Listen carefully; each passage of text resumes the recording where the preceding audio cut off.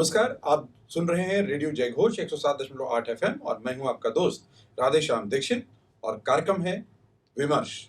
आज के इस विमर्श में हम बात करने जा रहे हैं बौद्ध धर्म के बारे में और बौद्ध धर्म की तमाम जो शिक्षाएं हैं, भगवान बुद्ध की जो का मार्ग है उसके बारे में जानेंगे और इस सब विषय के बारे में चर्चा करने और बहुत महत्वपूर्ण जानकारियों को देने के लिए हमारे बीच में जो मेहमान हैं, आपका बहुत बहुत स्वागत। आप अंतर्राष्ट्रीय बौद्ध शोध संस्थान उत्तर प्रदेश के अध्यक्ष हैं और आपके नेतृत्व में संस्थान निरंतर गतिमान है और भगवान बुद्ध के जो संदेश हैं उनको द्वार द्वार तक पहुंचाने का प्रयास आपका है और आपके माध्यम से उसके जो गुण तत्व हैं, ज्ञान है, वो भी पहुंच रहा है और विपश्यना के माध्यम से लोग अपने जीवन को संवार भी रहे हैं। आपका हार्दिक अभिनंदन, स्वागत हमारे स्टूडियो में। बदन जी, आप बौद्ध धर्म के विषय में हम चाहेंगे सबसे पहले इसको कैसे लोग समझें, कैसे जानें और अब तक जिन्होंने जाना क्या कुछ छूट रहा है जिसे नहीं जाना जा सका है और क्या कारण रहा कि पूरी दुनिया के तमाम देश, भूटान है, श्रीलंका है, जापान है, चीन है, ऐसे तमाम देशों ने भगवान बुद्ध के मार्ग का अनुसरण किया, वो तत्व कौन से हैं, ज़रूर बताएं। बड़ा अच्छा आपने प्रश्न किया। पहले तो हम आज इस कार्यक्रम में जुड़े हुए तमाम अपने साथी अपने प्रदेश के और देश के हैं, तो आपका पूरा संस्कृत विभाग, आपका संगीत अकादमी का आप सब जितने लोग मिल के ये आयोजन किए हैं और ये अवसर बना कि हम आप सब विमर्श में एक साथ बैठें। आप सबकी मंगल कामना करता हूँ और सबके लिए हमारा शुभ संदेश है। आप जैसे कह रहे हैं, बड़ी अच्छी बात आई। देखिए, आपके प्रश्नों में भी हम जो कहेंगे कुछ अपनी बात, लोक की बात कहेंगे। हाँ।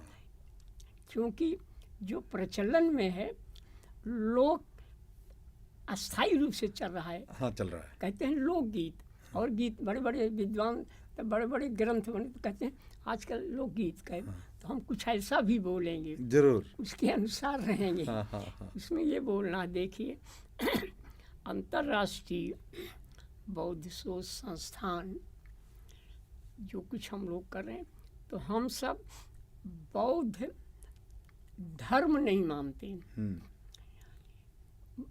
बौद्ध मत है।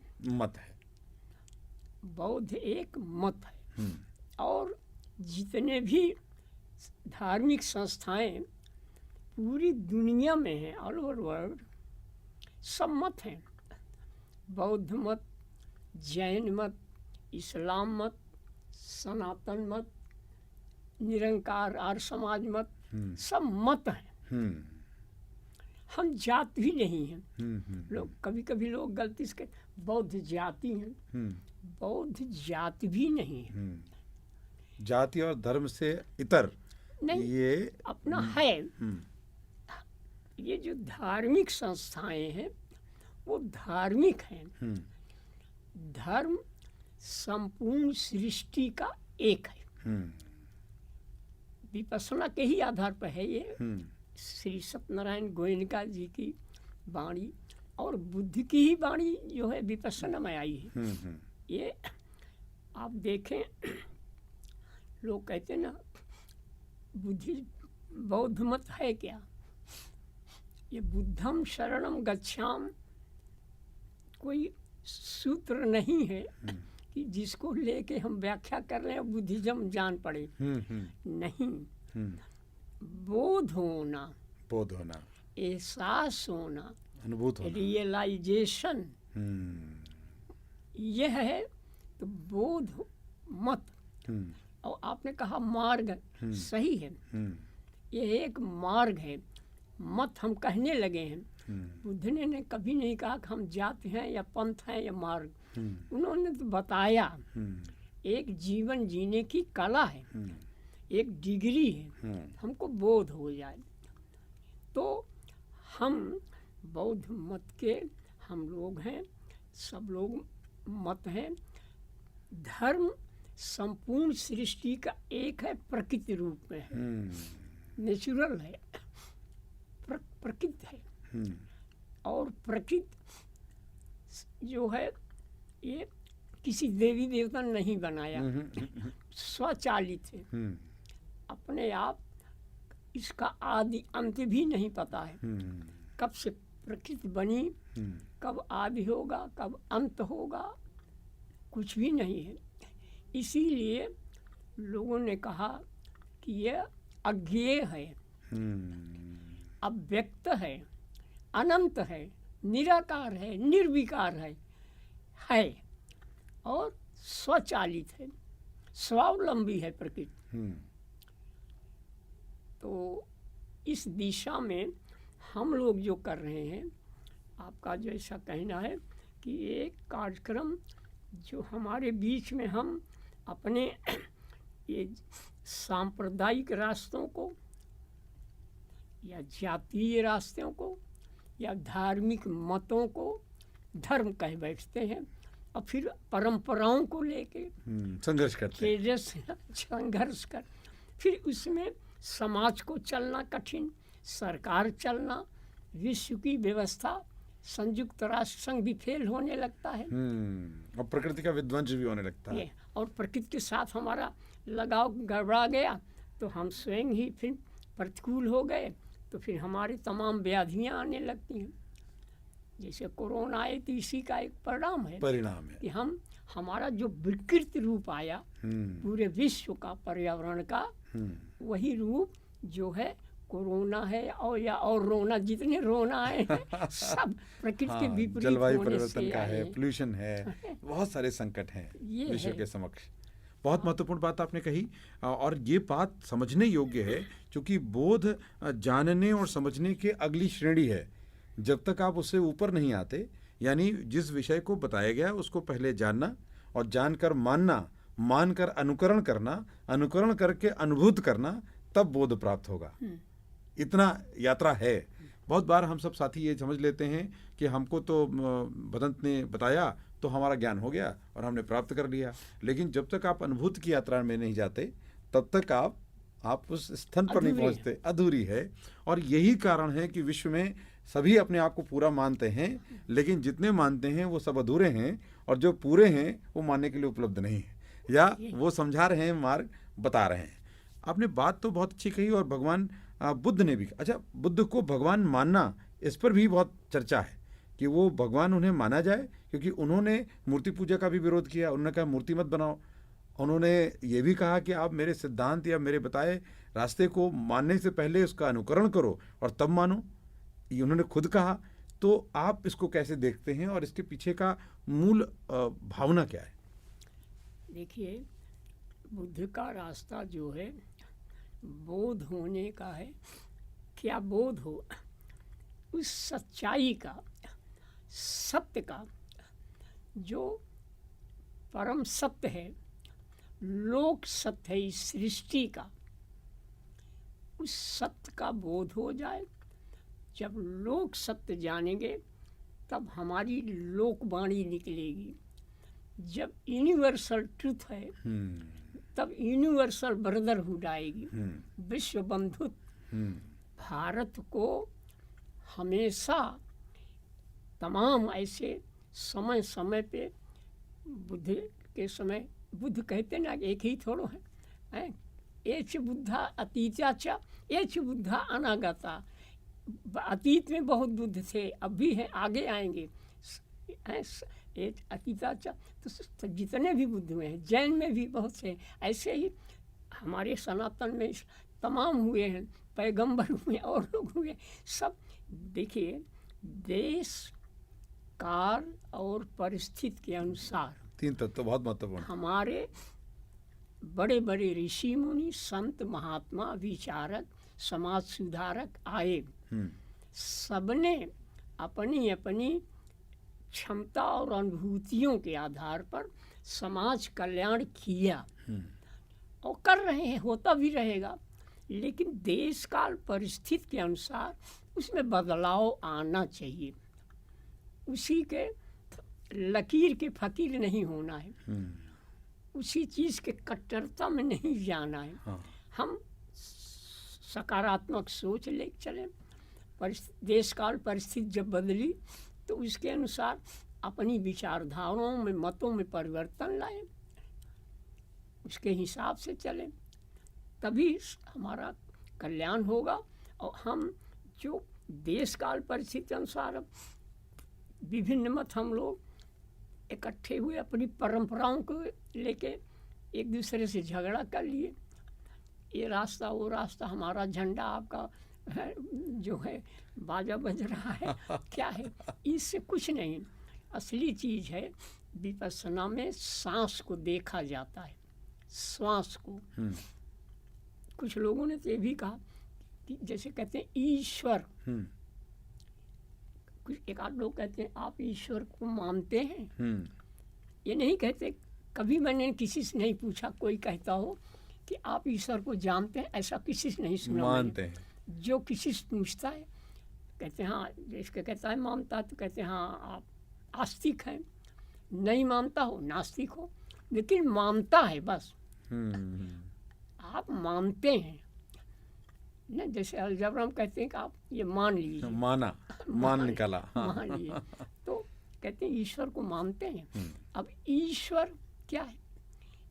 ई माने उपसर्ग, ई उपसर्ग है, ई माने यह मान लीजिए, स्वर माने सांस, ईश्वर यही स्वर ईश्वर है। तो सब में है ईश्वरा सर्वभूतानां, यही सांस सब हृदय से तिष्ठति। ईश्वर जो है यही सांस पर ही विपश्यना में, और कुछ नहीं है।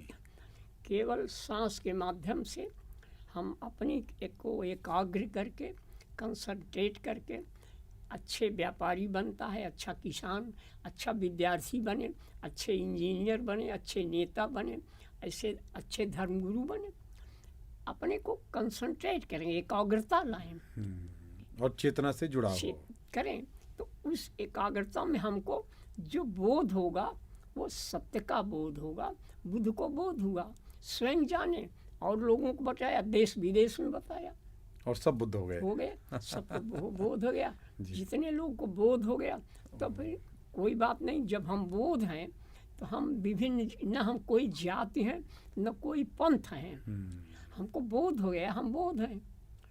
अगर बोध जात बन जाए, एक बार प्रश्न आया कि बौद्धों का पर्सनल हो जाना चाहिए, कहीं हिंदू का है, मुसलमान का, उनका है, लोग ऐसे मुकाबला भिड़ाते रहते हैं। तो मेरे पास ये ऑल इंडिया भिक्षु संघ में हम इसमें उसमें वाइस प्रेसिडेंट है, वहाँ भी ये प्रश्न आया, वहाँ भी प्रश्न आया। वहाँ ये हुआ कि ये जो मेन टेम्पल है और सब है, तमाम बातें आई, पर्सनल लॉ हो जाए। तो ये बात आई कि भाई आपका पर्सनल लॉ बनता है जातियों का, आप जाति हैं नहीं है, आप बौद्ध जात होंगे तब तो फिर आप बाबा साहब के कद को नीचा कर रहे हैं, छोटा कर रहे हैं। हम विश्व के हैं, बाबा साहब ने वो रास्ता पूरे विश्व को लेकर चलने का, विश्व बंधुत्व का। अब एक जात एक पंथ बन जाए, आप सूक्ष्म छोटा करते जा रहे हैं, छोटा करते जा रहे हैं। तो विचार के विरुद्ध है। ये इस ऊंचाई को हमारी प्रदेश सरकार ने, भारत सरकार ने समझा, इस ऊंचाई को कि क्या ऊंचाई है जो देशों देशों में फैल। यहाँ नहीं कि भारत के लोग वहाँ गए, बल्कि वहीं के जन्मे हुए लोग बौद्धिस्ट हैं, बोध कर रहे हैं, विपश्यना कर रहे हैं। भारत की ही विद्या है। कई हम यहाँ से इस विद्या लुप्त हुई, श्रीलंका, ये थाईलैंड, बर्मा, यहाँ बहुत अच्छे हमारे अच्छे मेडिटेशन हैं। तो ये बातें आ रही बृहत रूप में। हमारा लक्ष्य यही है कि हम अपने, पहले ये हुआ कि एक प्रदेश है, एक इकाई में, तो काम तो हम लोग बड़े पैमाने कुल कर रहे हैं, जुड़े हैं यथासंभव। और संस्कृत विभाग और संस्कृत विभाग से जुड़े हमारे जितने संस्थान हैं, सब मिल करके एक साथ इस काम को आगे बढ़ा रहे हैं। ये खुशी की बात है कि हम सब मिल करके एक ऐसा, ये भारत की ये जो भारतीय संस्कृति है उसको विश्वव्यापी, उसको वो है विश्वव्यापी, उसको और अमलीकरण, व्यवहारिक रूप प्रदान करें। विश्वव्यापी है, लोग कहते हैं हम विश्व गुरु बनना, नहीं हैं। भारत विश्व गुरु था तो चला कहाँ गया, है तो है ही है। इसकी संस्कृति देखिए, संस्कृति बनती कैसे? भारत एक देश है, इस देश में दुनिया के विभिन्न प्रकार की जातियां, मत सब आए।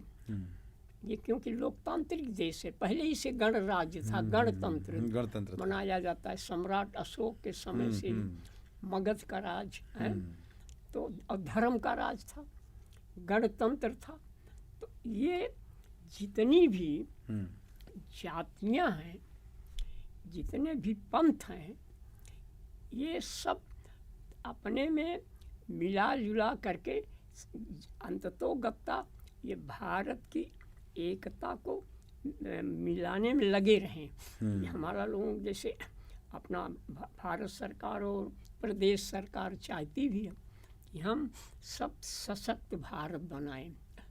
जो बिखर रहा है, जो एकता थी, जो हमें विश्व बंधुत्व का मादा है, उसको लोग यहाँ भी बिखेरते हैं और विश्व में भी बिखरता चला जाता है। तो हम बिखरने न दें। बिल्कुल, आपने बहुत महत्वपूर्ण बात की। और आज उस दिन कर रहे हैं जब अंतर्राष्ट्रीय शांति दिवस है आज।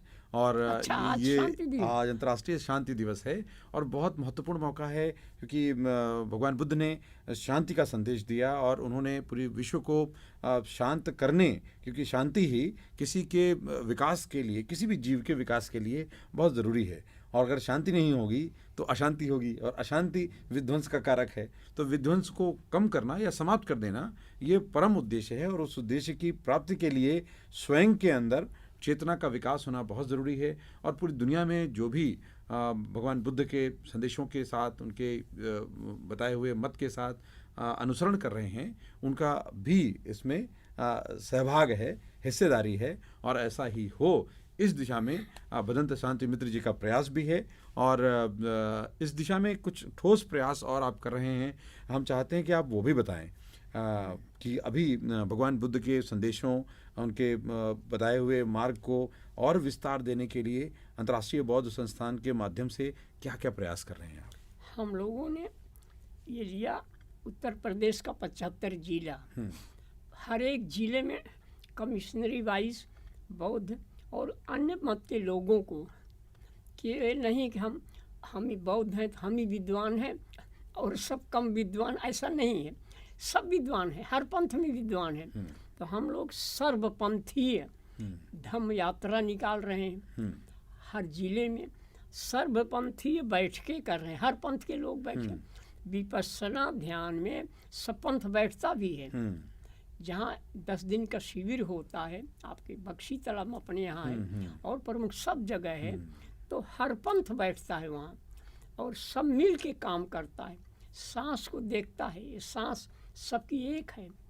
यहाँ सांस पर हम लोग अभी उधर ज़्यादा नहीं जाएंगे, प्रश्न कुछ और हो जाएगा कि सांस क्या है, कैसे आती है, कहाँ जाती है ब्रह्मांड में, ये भी इसी से जुड़ा हुआ है, आगे हम रखेंगे।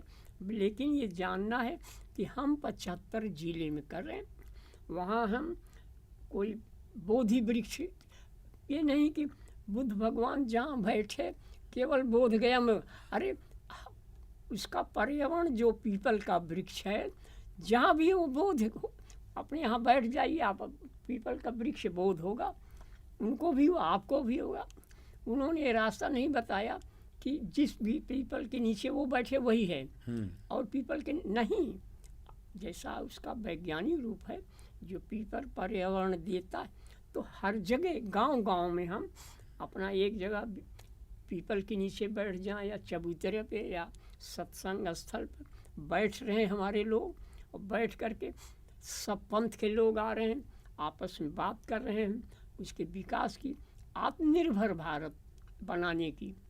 हम आत्मनिर्भर कैसे बने, तो ये सब बड़ा लंबा विषय तो है समय, लेकिन हम जो कार्यक्रम बनाए हैं, चाहते हैं कि जिस गांव में जाते हैं, ये नहीं कि जिले, तो हर जिले के हर गांव तक लक्ष्य है कि हर गांव में हमारे साथी जाएं और गांव स्तर पर सभी पंथ के, सभी समाज, केवल नहीं कि धार्मिक लोग, धर्मगुरु बैठे, समाज से भी बैठे, खिलाड़ी बैठे, कलाकार बैठे, नेता भी बैठे, सब लोग मिल के भारत को मजबूत बनाएं, इतना मजबूत बनाएं कि हम जो हमारी ये संपत्ति है राष्ट्र की, हमारा धन है, तो ज़्यादा पुलिस में या सेना में या और कहीं न जाए, बल्कि आंतरिक व्यवस्था में न लगे।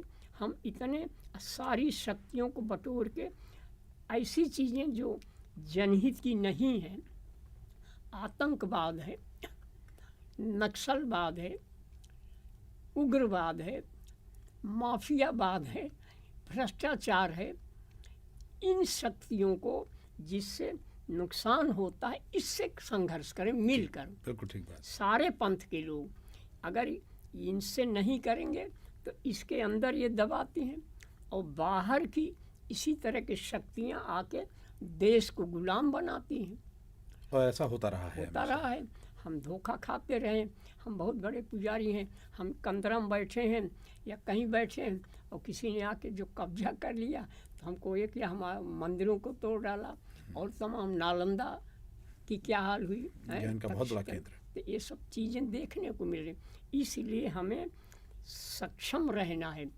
ये जो हमारा हम ये जा रहे थे कि भारत की जो संस्कृति है, हमारे देश की संस्कृति है, यह संस्कृति सबकी जातियों की, सारी मतों की लोगों की जो संस्कृति, चाल चलन, बोल भाषा, अच्छाइयाँ हैं, सबको लेके बनी हुई है। और भारत की संस्कृति, और भारत के रहने वाला को भारतीय संस्कृति मानना ही मानना पड़ेगा। सब भारतीय संस्कृति है। कोई दूसरी संस्कृति भारत में वो रहे, उसकी रहते रहते उसको भारतीय संस्कृति में लाना पड़ेगा। समझ लेते हैं कि जो अन्य संस्कृतियां हैं और अच्छी नहीं हैं तो अंगुली माल है। हम अंगुली माल को ठीक किए, तो इन अंगुली मालों को भी ठीक करके भारतीय संस्कृति में लाएं, जिससे हमारा ये मिला करके विश्व बंधुत्व आगे बढ़े। अब जैसे सनातन है, यह हिंदू शब्द है, हिंदू जात नहीं है, हिंदू धर्म भी नहीं है। खुद ही मोहन भागवत जी कहते हैं एक जीवन जीने की कला पद्धति है। इस देश की रहने की हिंदुस्तान पर रहने की एक पद्धति है। इस स्थान की हिंदुस्तान या भारत स्थान है। तो भारत के निवासियों की रहने की चली आ रही जुगों जुगों की एक पद्धति है, सनातन चली आ रही। सनातन शब्द कोई व्यक्ति का चलाया हुआ धर्म नहीं है, ये पुराने से जुड़ा हुआ एक शब्द है प्राचीन। सनातन एस धम्मो सनातनो चला आ रहा है। जब से सृष्टि बनी सब संस्कृतियों को लेकर के हम भारतीय संस्कृति है, उसका नाम कोई एक संस्कृति नहीं है। हम इस महापुरुष की है या केवल फला की है, देवी देवता की है, एक संस्कृति नहीं है, बल्कि भारत की संस्कृति है। आपने बहुत महत्वपूर्ण बात की है कि भारत की संस्कृति, जब हम संस्कृति या संस्कार की बात करते हैं तो सामान्य भाषा में लोग इसको बहुत छोटी बात समझते हैं, कहते हैं बच्चे को संस्कार नहीं दिया।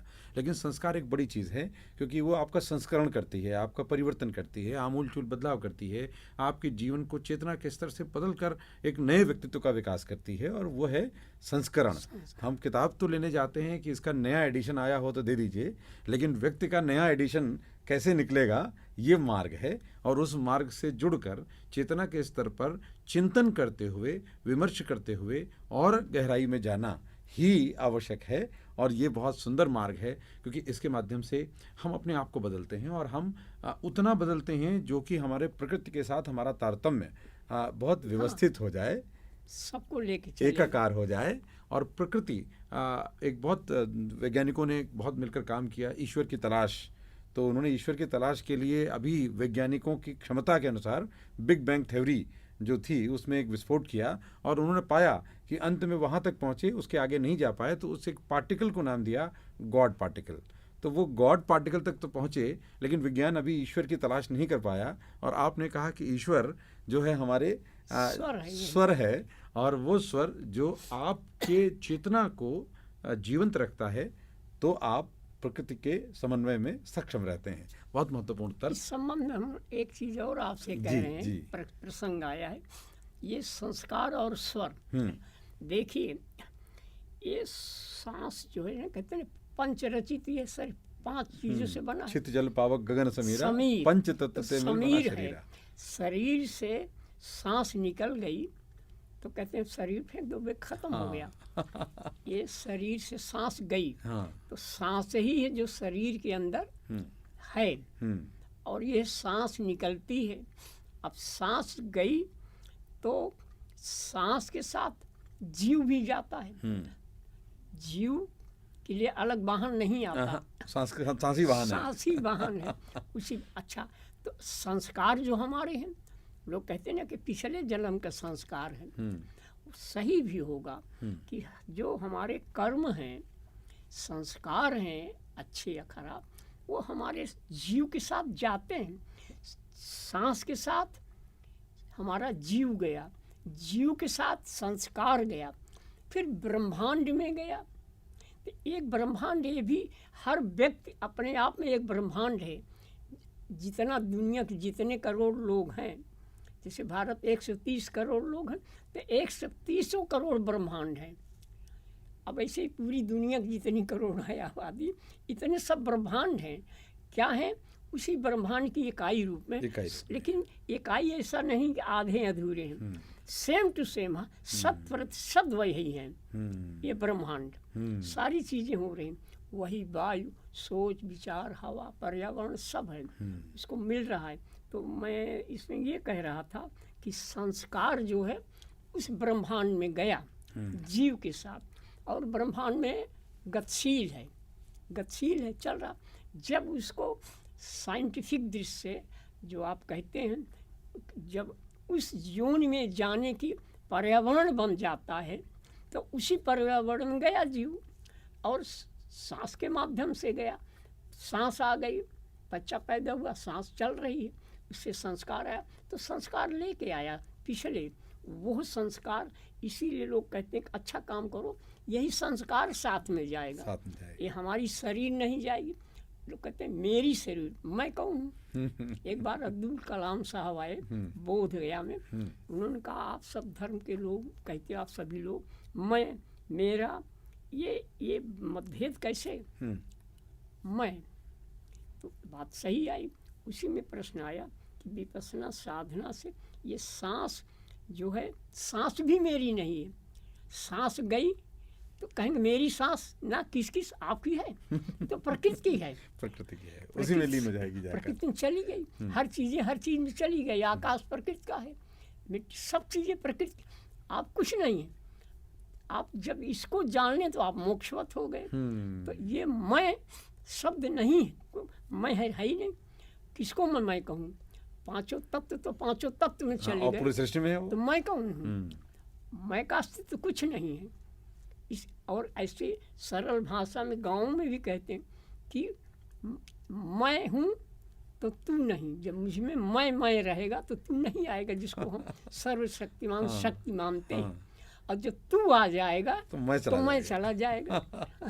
तो हमको सारे धर्म के पंथों के लोग को मिलके मैं को हटा दें, कर्ता भाव निकाल दें, सकारात्मक भाव से मिलजुल कर भाईचारा से चलें, दृष्टा भाव से रहें, और कर्तव्य को करें। जो अपना कर्म करना है उसी को लेके चल के अपने भारतीय संस्कृति को, जो अपने आप वैश्विक है, क्योंकि हमने कभी किसी संस्कृति, किसी जात पंथ को रोका ही नहीं। सब आए, उनमें गलतियां थीं, किसी पर आक्रमण भी नहीं किया, झेला हमने किया। लेकिन हमारी लोक संस्कृति इतना मजबूत की कि मुस्लिम पीरियड में, अंग्रेज़ों के पीरियड में जो इस संस्कृति को नष्ट करने नहीं नष्ट हुई, और जागृत और कभी और बढ़ रही, घट रही, लेकिन नष्ट नहीं हो पाई, विलुप्त नहीं होती ये संस्कृति, क्योंकि वो सरकार के हाथ में नहीं है संस्कृति। लोग कहते सरकार कहाँ तक बनाओ, सरकार तो मदद करती, हमारे धर्मगुरुओं का काम है। अगर संस्कृति खराब है देश की तो हम खराब हैं, हम गड़बड़ हैं। अगर सब साफ है, एक बिल से नहीं निकल रहा है तो सपेरा जो बीन बजाने वाला उसकी गलती है। आजकल लोग प्रतियोगी दल है, सब सरकार सरकार करे सरकार करे जो गड़बड़ हो रहा है तो नहीं, धर्म के खिलाफ, जान के खिलाफ सारे काम सरकार करे। हम क्या कर रहे हो भाई? हम सब करें। सरकार तो एक हमारा सहयोगी है, वो सहयोगी एक इकाई है, और वो भी लोकतंत्र में जनता की है, जनता की है जनता के द्वारा, जनता के लिए जनतंत्र है, गणतंत्र। तो हम अपने को, अपनी काम को करें और ये लोकतंत्र है, ये कायम रखें। ऐसे सरकारें आती जाती रहें विश्व में। मैंने कई जगह कहा कि अभी तो कहते हैं ना संयुक्त राष्ट्र संघ, ये भी एक तरह बेईमानी है।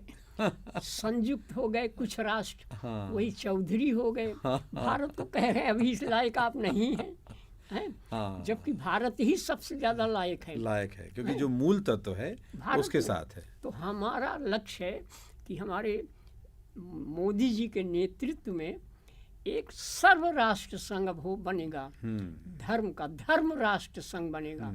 सर्व धर्म क्या कहते हैं, धर्म राष्ट्र संघ, और जिसमें सभी राष्ट्र आएंगे। धार्मिक सर्व राष्ट्र संघ रहेगा, वो राजनीतिक राष्ट्र संघ है, संयुक्त राष्ट्र राजनीति वाले। हमारे धार्मिक सर्व राष्ट्र, धर्म के हिसाब से सब एक हैं। जैसे दलाई लामा जी हैं, उनको बेचारे को चीन ने इधर उधर किया। चीन एक ऐसा देश है, नास्तिक देश है, कम्युनिस्ट है, वहाँ धर्म को दबा है। धर्म वहाँ की जनता में धर्म है, लेकिन कानून में धर्म नहीं, कानून में नहीं, व्यवस्था में नहीं, कानून, जबकि होना भी चाहिए।